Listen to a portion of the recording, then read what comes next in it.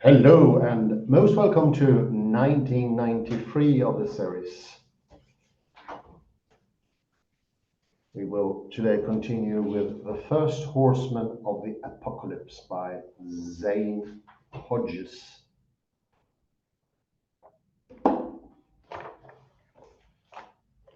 Last time we took a gander at the confluence of oppositions and maybe one important takeaway: if the observer cannot create reality, neither can God, and how we are intermingled in the creation in a way that is most magnificent. We are not cut off from it.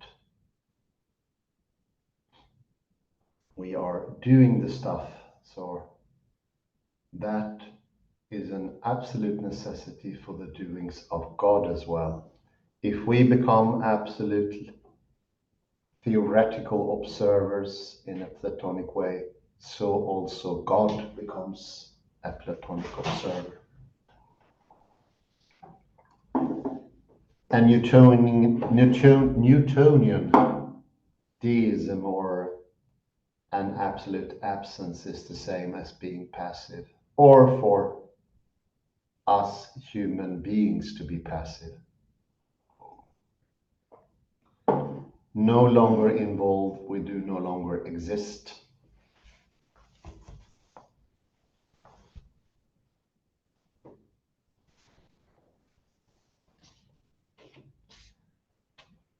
For something to be, also a criterion is an absolute necessity.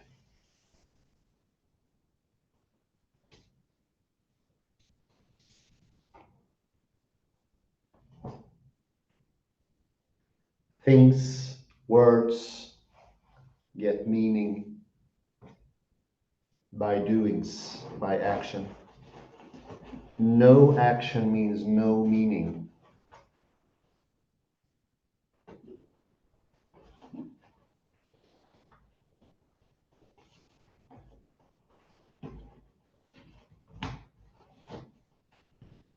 That was mentioned at page 331, the inspired seer.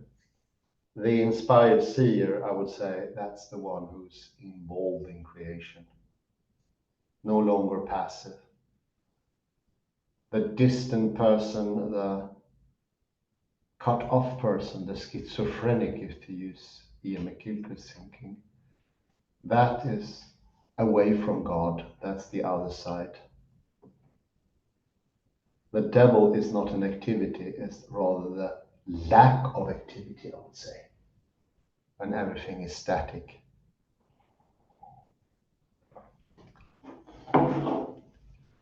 When everything becomes only symmetry, therefore not even symmetry is there. No, we are interwoven, intertwined.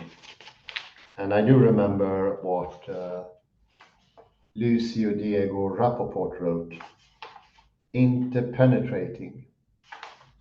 I think that's probably also from Stephen M. Rosen. We are interpenetrating into reality constantly. And that makes us worthy inherenter and creations of God. If not, if we're passive, if we are Platonic theory, theater goers, it becomes stale, stagnant, left hemisphere, non-active, dead, evil, circular, as Kalle has it. The evil circle. Yeah, why not?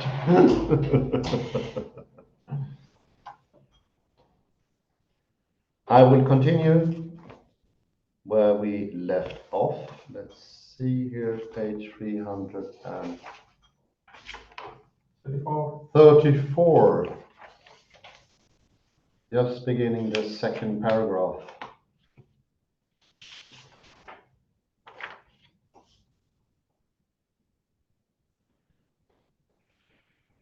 Biblioteca Sacra.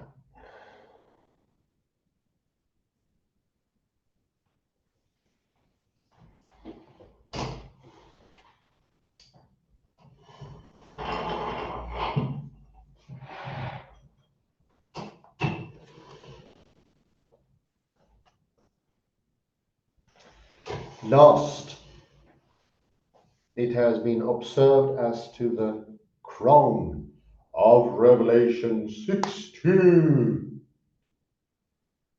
Not only that it is singular,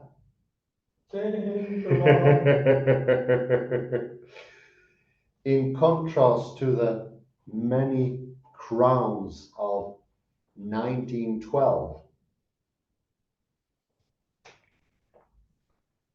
but that it is the chaplet Stephanos in contrast to the diadems, diademata, of the later passage. The later passage.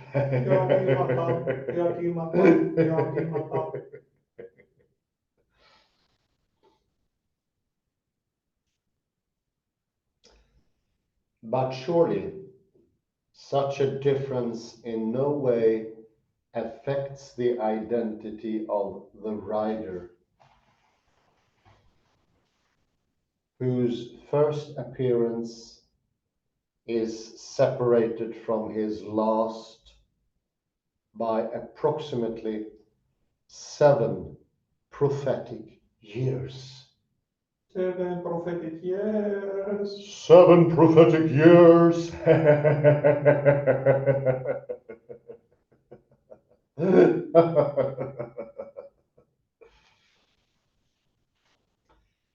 Nor can it be reasonably objected that Stephanos is less appropriate upon the brow Oh. of the Son of God than a diadem.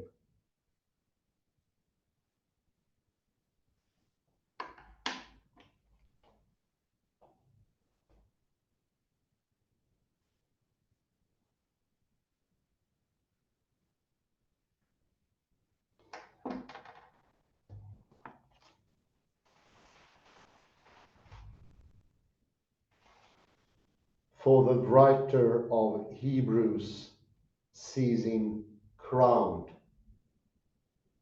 Estephanomenon, with glory and honor. Honor. Honor. Honor.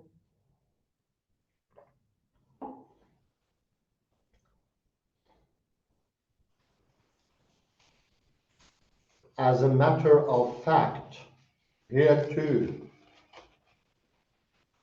a lovely appropriateness can be perceived.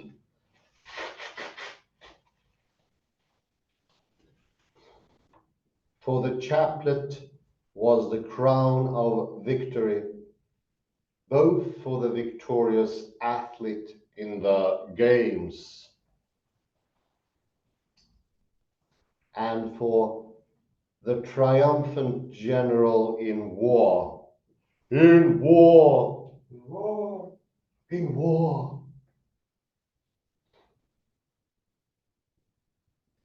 And its use in Revelation 6:2 is clearly called for in connection with the victory which is ascribed to the one who goes forth, conquering and to conquer.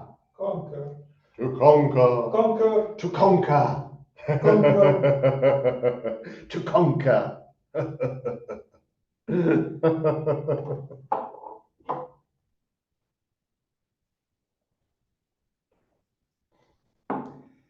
Victory is sure, and hence he is crowned beforehand. Beforehand. Beforehand. Beforehand.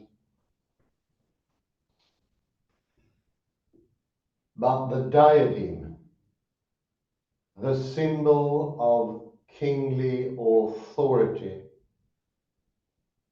is equally called for in Revelation 19, where the stress falls upon the royal identity of him who is King of kings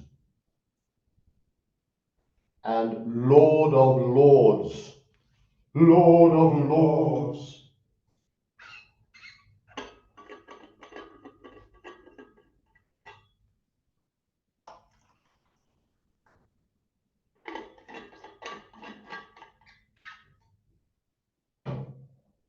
Lord of lords. Lord of lords. Good one.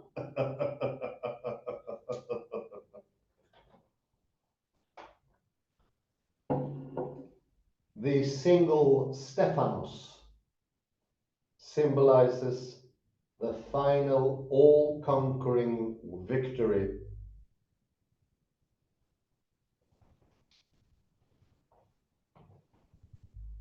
which the rider is to achieve. Rider. The rider. Hee-haw.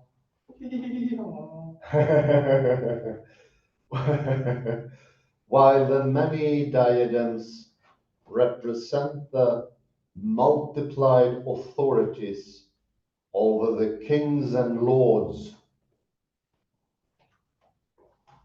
of earth, which flow from this victory. This victory. Flow, flow, Flow, flow. flow.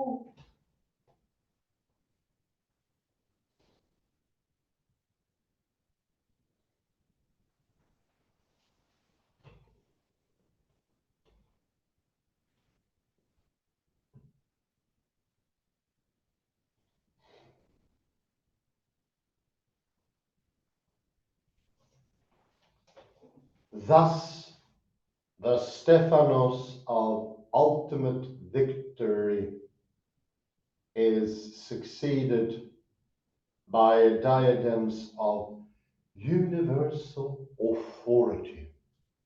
Authority, authority, authority. Authority.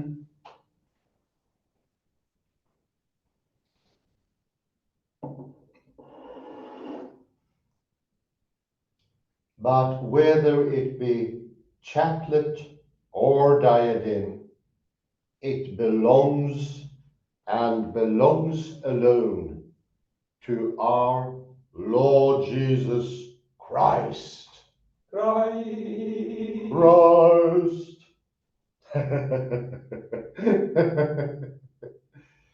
May God hasten his wearing of them both. Of them both. False.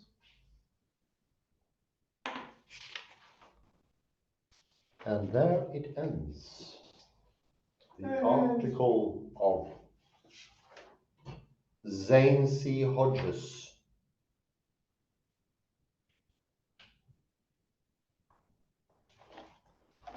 I will do a little. Let's see here at the end of this article.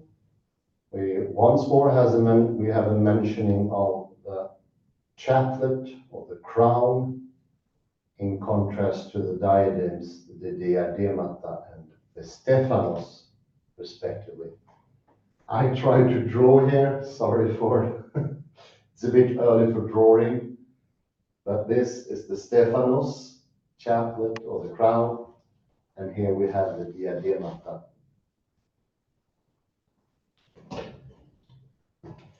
And as it says, there is a contrast here but between singularity and plurality. This, I don't think, is a happenstance. We get the oppositions between what is only one and what is several.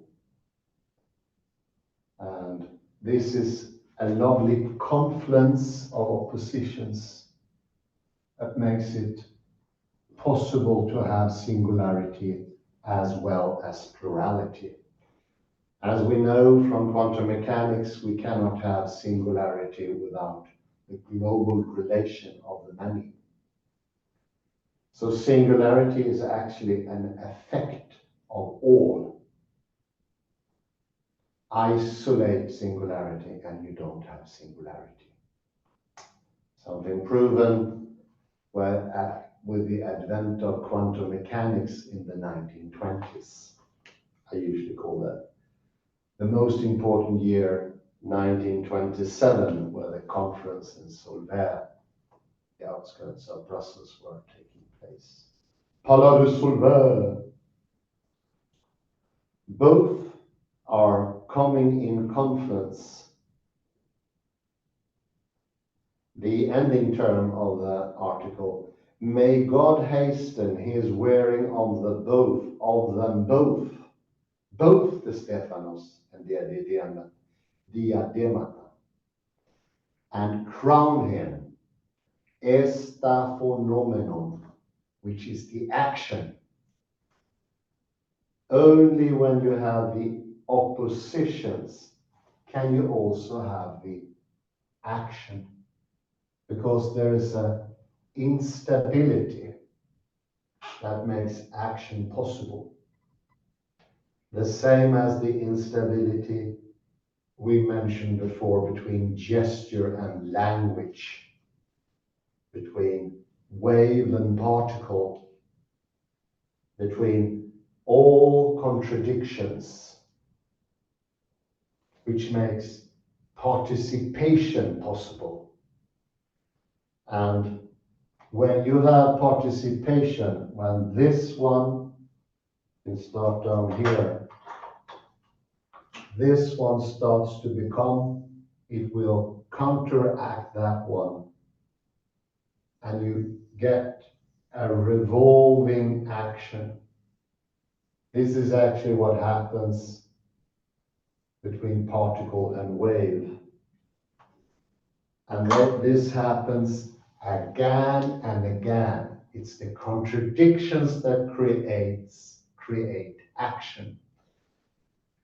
You become participatory. This is so far from the Platonic distance, and it happens from the other side as well. The instability, the estephanomenon, will create God himself and us as his creation. This is so far from the one-sidedness of only singularity or the horrid exclusion of contradictions. This is the totality.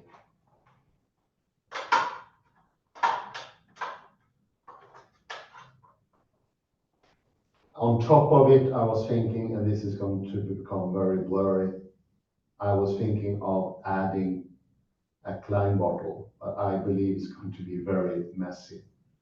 But I think you get the message. The Klein bottle is this opposition of inner and outer as well. The two contradictory forces that makes for action, or action that also makes for the contradictory forces. So far from the stagnant, distanced, circular, as my colleague calls the devil nowadays, which is good. The spiral brings us in and make God acting. This, I would say, maybe the most takeaway of the article. Stop there. Thank you. And I also want to bring in a quote here coming from page 330, I think it is. Or we can already begin at 329 actually. There is a little instep a bit up in 329 if you go there, previous page.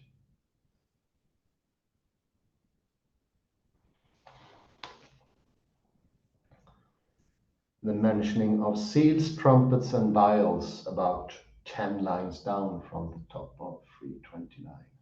Yeah, there. So that's another thing that quantum mechanics makes possible, which is not possible to reach from an ordinary reader. And I like the second sentence here. First, we have the seals, trumpets, and vials. And on the second line underneath that one, it is evident upon close scrutiny that each of the 3 sevenfold series brings the reader right up to the very end, yet dramatically withholds the final climax. Is the reader not acquainted or prepared with quantum mechanical math, that won't happen. Well, maybe only that will happen, but as we looked in earlier, 4 times 7, or 12 through 5 and 12 through 7 brings us to 12 once more.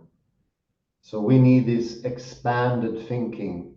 The reader needs to be prepared or learn about how the more encompassing thinking works. Otherwise, the default will be rather limiting. If we go to then page 330, finally. The second paragraph, the horseman, it's a bit underneath the second paragraph. Down a bit.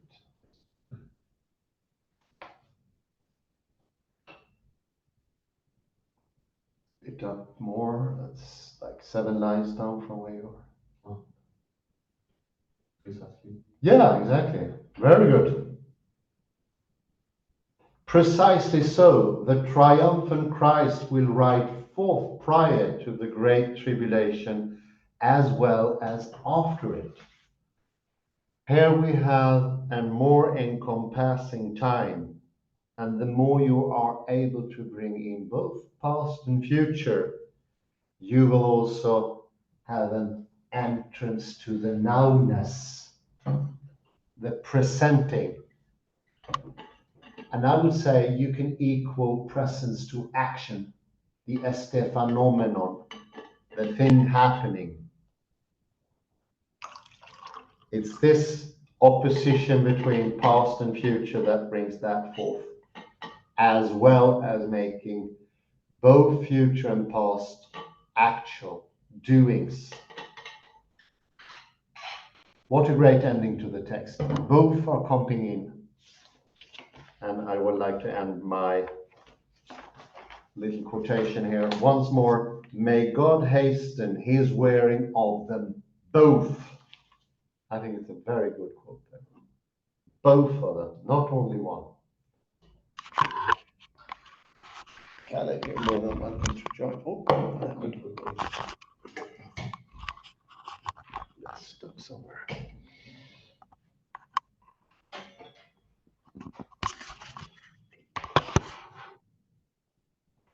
In the previous, The mic is yours, the mic is yours. in the previous lecture about this paper by Hodge, I presented my interpretation. I compared the white horse of Revelation 6 to Schrödinger's cat. Oh yeah, I remember a horse in a box. Yes. So in this, and in this case, the white horse in the box, white is also the origin of all colors, as Newton said. Already discovered. And in this case, the white in the box can also be black. It encompasses blackness. Mm. So you have in a superposition a horse that is Yeah. both white and black Yeah, at it is. at the same time. And therefore, this black horse, potentially black horse, Mm. is both dead because the blackness represents death. Yeah. Blackness represents also evilness. Oh, yeah. So now I want to develop this analysis further. Mm. So I would say that then the horse in Revelation 6:2 is a superposition there. This riding of Christ is possible, but also the riding of the Antichrist is possible. This is superposition we don't know yet. No. We know it only in Revelation 19. And this, I would say, it also agrees partially what Horses says. So he discusses the problem that you have one single Stephanos in Revelation 6 Mm. and multiple Dimata in Revelation 19. Yes. So how can you, so to say, resolve this problem? Mm. Okay, so when you have a superposition, you have really a prototype of many possible states.